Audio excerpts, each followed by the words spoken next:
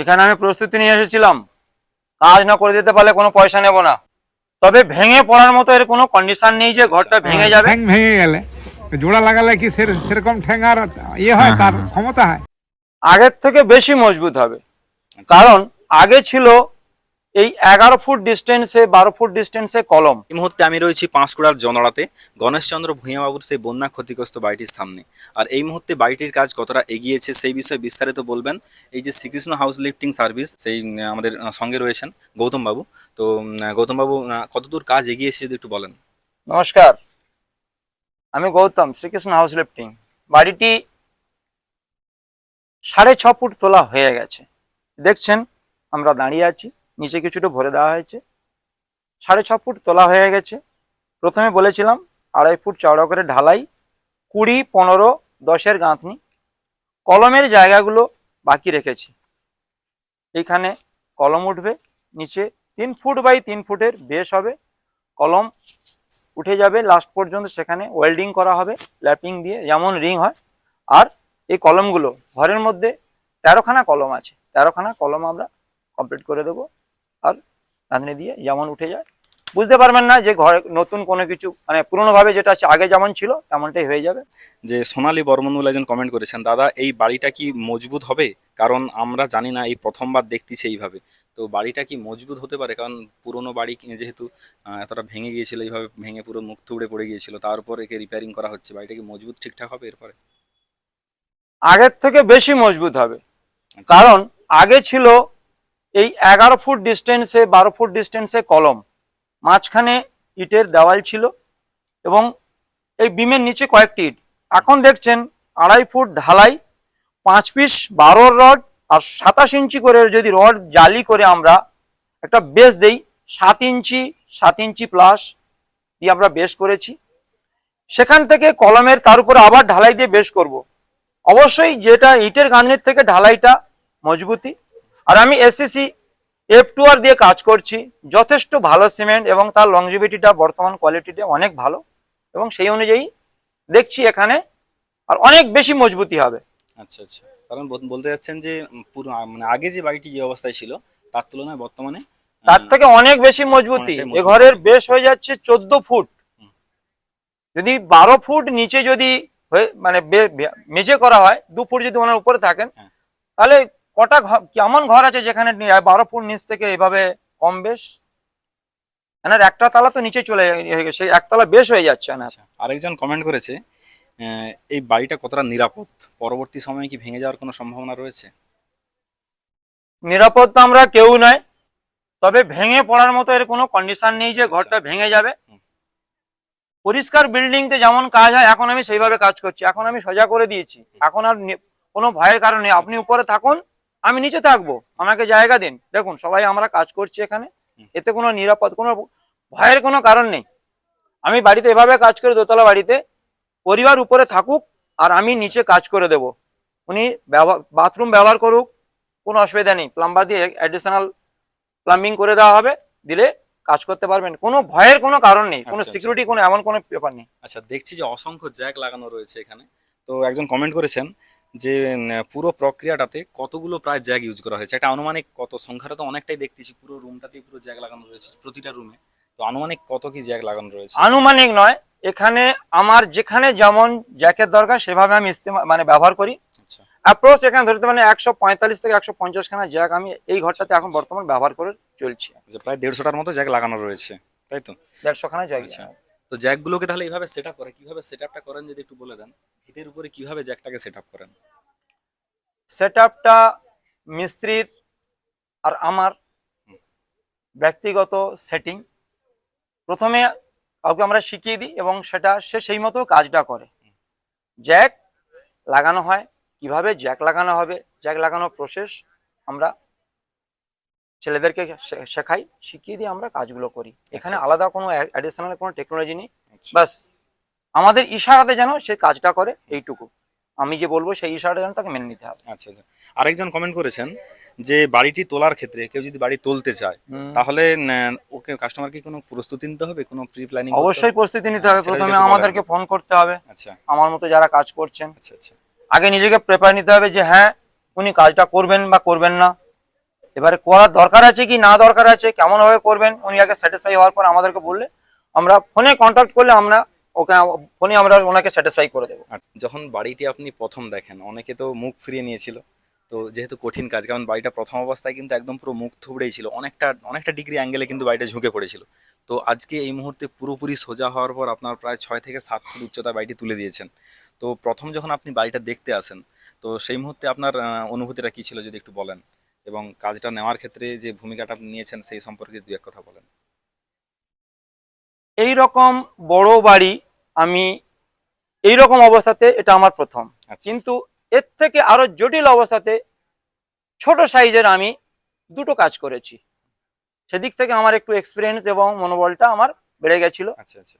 আর ডুবে যাওয়া অবস্থাতে কন্ডিশনটা দেখে আমার মনের মধ্যে অনুভূতি ছিল যে এই কাজটা করে দিতে পারবো, এবং সেই মতো আমি গণেশবাবু ডাকার পরেও উনি ডেকেছেন যে এসেছি, কিন্তু না তার সত্ত্বেও আমি 3 থেকে 4 বার এসে এটাকে আমি ওয়াচ করেছি। ওয়াচ করার পরে এটা আমি আমার মাথাতে সেট করেছি যে কিভাবে কাজটা করব। আমার মিস্ত্রির সঙ্গে সেটাকে আমি কম্প্রোমাইজ করেছি, তারাও আমার প্ল্যান দিয়ে সেটাকে মেনে নিয়েছে। এবং আমি যে প্রথমে ক্যালকুলেশনে যে মালটা নিয়ে আসি, দ্বিতীয়বার আমাকে মাল নিয়ে আনতে যেতে হয়নি, আমার গোডাউনে দ্বিতীয়বার যেতে হয়নি। প্রথম যেটা এনেছে তাতেই আমি স্যাটিসফাই হয়ে গেছি। আচ্ছা আচ্ছা। এখানে অনেকে আমাকে কে করে গেছে যে কেমন ভাবে করে দেখবো এইরকম বিল্ডিংটা, তবে আমি এটা জানতাম যে 100% এটা করে দেবো, আমি আমার যখন দিক থেকে কোনো অসুবিধা নেই। আমি যখন প্রথম ভিডিও ছেড়েছিলাম, একদম ফার্স্ট টাইম যখন এই ভিডিওটা ছাড়ি আপনার কাজ শুরু করেছেন, তো সেই মুহূর্তে কিন্তু অনেকেই জানিয়েছিল যে এই কন্ট্রাক্টর দ্বারা সম্ভব নয়, এবং দেখবেন প্রায় 15-20 দিন এরকম করবে, করতে করতে চলে যাবে, যেরকম হয় আর কি বিভিন্ন ক্ষেত্রে বড় বড় যখন বিল্ডিংয়ের কাজ অথবা কোনো লাইনের কাজ হয় বা কোনো পুলের কাজ হয়, সেক্ষেত্রে কি হয় কন্ট্রাক্টররা চলে যায় বা সমস্যা হয়। তো আপনি সেই মুহূর্তে কাজটা নিয়েছিলেন, একটা বড় কাজ, আপনারা বুঝতেই পারছেন প্ল্যানিংটা কিন্তু বিশাল বড় একটা। তো সেক্ষেত্রে আপনি 1 মাসের প্রায় কিছুদিন হয়েছে, বোধহয় 1 মাস কিছুদিন হয়েছে, তার মধ্যে আপনি এতটা ডেভেলপমেন্ট করলেন কিভাবে?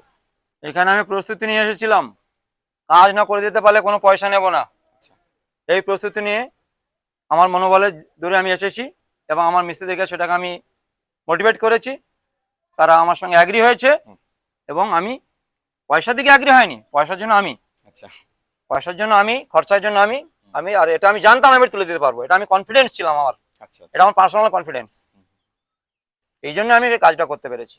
আমি প্রথমেই দেখে নিয়েছিলাম যেটা আমি পারবো, এটা আমার আয়ত্তের মধ্যে আছে, এবং কিভাবে কাজটা করবো, আচ্ছা আচ্ছা। কাজ করতে আমার কোনো অসুবিধা হয়নি। তো এই মুহূর্তে কাজের অগ্রগতির একটু যদি দেখান গিয়ে। আসুন।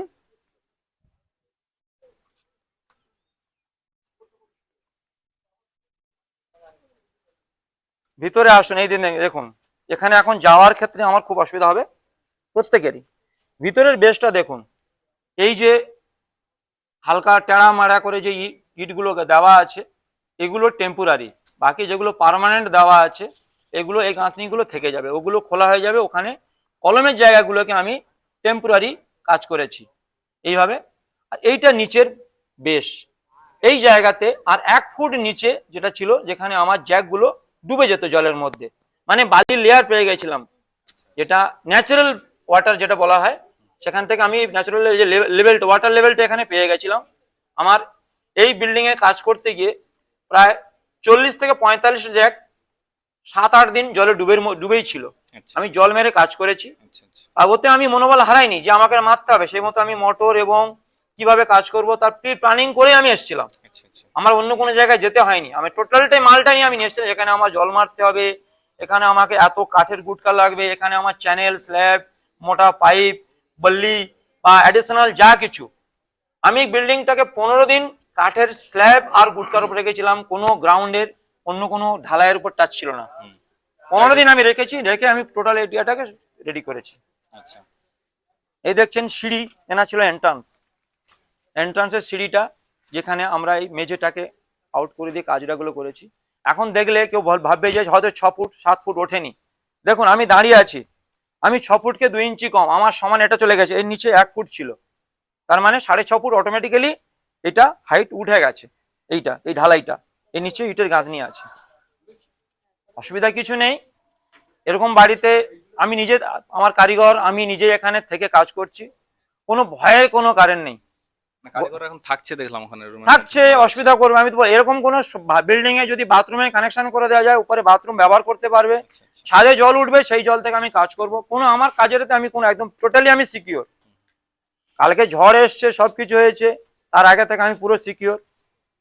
যেমন মানুষ আগে থেকে রেশন পানি নিয়ে তার পরিবারের জন্য বর্ষাকালের সঞ্চয়টা করে রাখে, সেভাবে আমার যেটুকু দরকার আমি সেভাবে নিয়ে কাজ করছি। আচ্ছা আচ্ছা, আমি একটা জিনিস জানতে চাইবো, এই যে হাইটটা রয়েছে এখন প্রায় 6.5 ফুটের মতো উঠেছে, উঠে গেছে, তো এখনো উঠবে কত ফুট? প্রায় এখনো 7.5 থেকে 8 ফুট উঠবে এটা। 7.5 ফুট উঠবে। তো এনার সঙ্গে এই কন্ট্যাক্ট ছিল যে গ্রাউন্ড বেস যেটা উঠান বলা হয়, আচ্ছা উঠানটা থেকে 2 ফুট উঁচু করে এনার বেস্ট ঘরটাকে আমি তুলে দেবো। আচ্ছা, গ্রাউন্ডটা দেখাও তো। গ্রাউন্ডটা দেখছেন এই সাইডে, এই যে জলের ট্যাঙ্কি আছে, ওয়াটার ট্যাঙ্ক, ওয়াটার ট্যাঙ্কটা এটা ধরে নিন উঠান হবে, এর থেকে 2 ফুট উঁচু করে আমি ঘরটাকে তুলে দেবো, সেখানে ওনার মেঝে হবে। এটা কোন জায়গাতে আছে? আচ্ছা, এরপর তাহলে বাড়িটা ওই ওই অতটা উঠে মানে গ্রাউন্ড লেভেল ওঠার পর ওর উপর আবার মেঝে হবে, তাই তো? হ্যাঁ। আর এই গ্যাপটাতে তাহলে কি থাকবে? গ্যাপটাতে উনি বালি মাটি দিয়ে ফিলিংস করবেন। আচ্ছা। এটা বাড়ির মালিকের তাহলে দায়িত্ব। এইগুলো ভিত যা আছে, ভিত থাকলো, টোটাল ভিত থেকে যাবে, এখান থেকে কলম উঠবে। বাড়িটা কি এখান থেকে কোনো শিফটিং হবে না? জাস্ট এই না, এখানে যা এই ফাইনাল ওয়াল হয়ে গেছে, ফাইনাল বেস আমার হয়ে গেছে। আচ্ছা, এবারে যেদিকে যাক না যাক আমি এখানে এনে রাখবো, এই ওয়ালের উপরে ওয়াল মিলিয়ে দেবো আমি। আমরা ভাবতে পারিনি, আমাদের অভিজ্ঞতা প্রথম, আমি তো ওনার অভিজ্ঞতা প্রথম, তবে ও ওনার বাবুকে- অন্য কাজের অভিজ্ঞতা আছে, অনেক করছিলাম, আমি এই বলি কাজের অভিজ্ঞতাই প্রথম। আমি অনেক করে বলছিলাম, আমি বলি আচ্ছা ঠ্যাং ভেঙে গেলে জোড়া লাগালে কি সেরকম ঠ্যাং আর হয়, তার ক্ষমতা হয়। সেটাই। তখন এই বাবু বলতেছে, বলে তোমারও তো আত্মীয়র বাড়ি কথা বলতেছেন, আমরা এক ক্লাসে পড়তাম, তবে দেখবেন আমি এই জিনিসটা আমি করতেছি যখন, দেখবেন আর নতুন বাড়ির মতো যদি না করে দিতে পারি, বাড়িটা এইটা উঠে মানে করে ফিক্সড হয়ে গেলে এই বাড়িটার আর একটা দৃশ্য বদলে যাবে, জায়গাটা পরিবর্তন হয়ে যাবে, জায়গার পরিবর্তন হয়ে যাবে, জায়গাটা অনেক চেঞ্জ হয়ে যাবে। লো ছিল, বাঁধ লো ল্যান্ড জঙ্গল ছিল। হয়ে পড়েছিল, জায়গাটা দেখুন পরিষ্কার একবারে, বাঁধ থেকে একবার এত সুন্দর এই জায়গাটা বাতাসই low land খেলবে ছিল, এটাও যে ভর ওখানে হয়ে পাখার যাচ্ছে। বাতাস লাগবে। হ্যাঁ, বাবু যেটা বলছেন আপনার কথাটা প্রথমে মনে ছিল না, আপনি স্মরণ করে দিলেন যে হ্যাঁ এটা আমার এখন আমার আয়ত্তের মধ্যে আছে, উনি যদি যোগাযোগ করেন আমি এটা তুলে দিতে পারবো। বলে গেলেন আমাকে। হ্যাঁ, তখন বলেছিলাম, আমরা বলেছিলাম। কার্ডগুলো দিন, বলেছিলাম, হ্যাঁ, আমি কার্ড যখন দিন। একটা কার্ড নিলাম তখন অনেকে 5টা কার্ড 6টা নিলাম। হাত বাড়তে শুরু করে দিল। না কি করে সম্ভব হবে সেটা আপনার কাজে দেখতে পেয়ে যাবেন। সেটাই সবাই দেখছে। সবাই দেখছে, আমরাও দেখছি, গোটা বিশ্ব দেখছে।